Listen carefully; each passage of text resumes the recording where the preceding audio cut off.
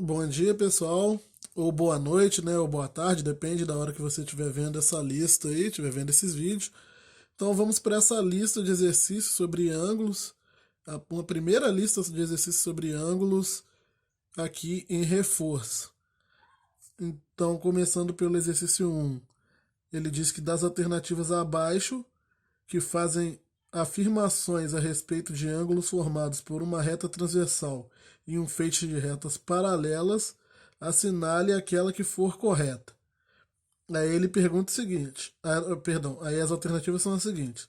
Os ângulos alternos internos são complementares. Isso aqui é falso, porque os ângulos alternos internos eles são iguais. Ângulos complementares são ângulos que a soma dá igual a 90.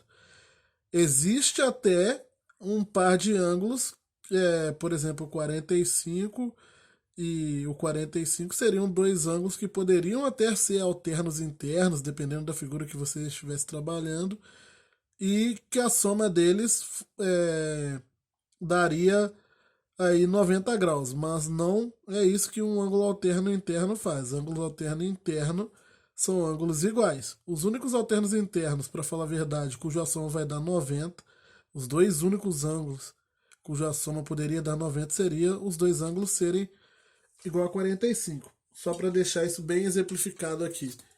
Imagine que você está com duas retas aqui paralelas e aí você tem uma transversal mais ou menos aqui assim.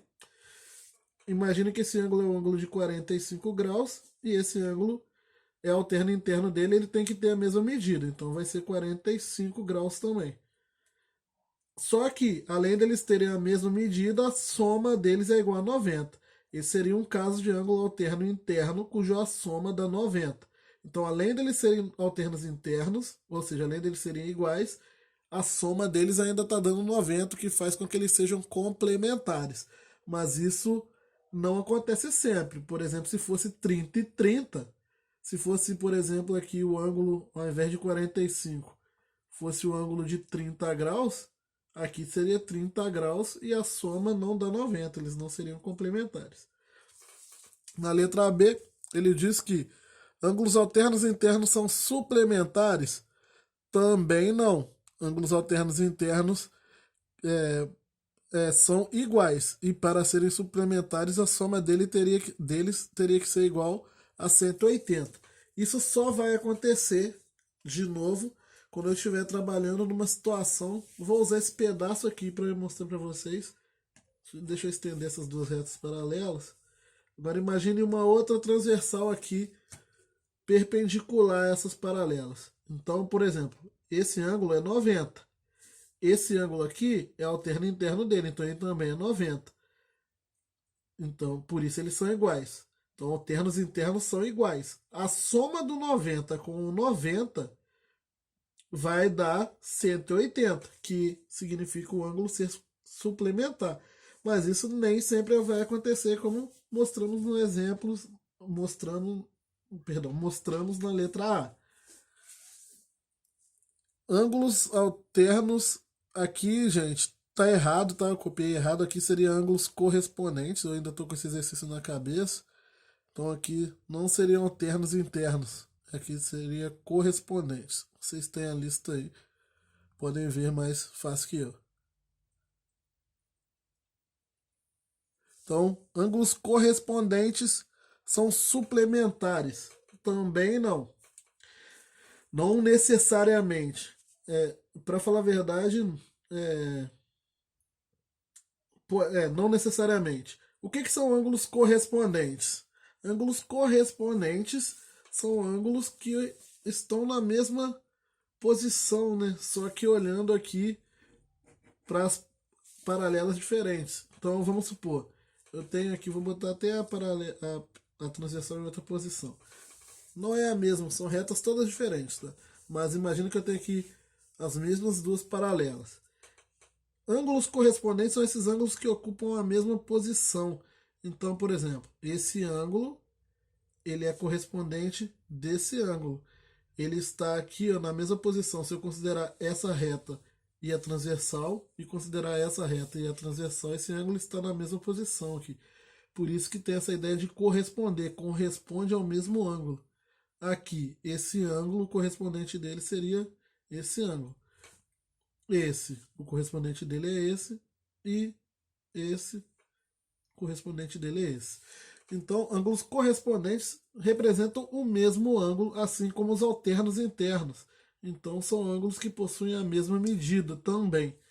Logo, não são suplementares necessariamente. Pode ser que existam ângulos correspondentes que são suplementares.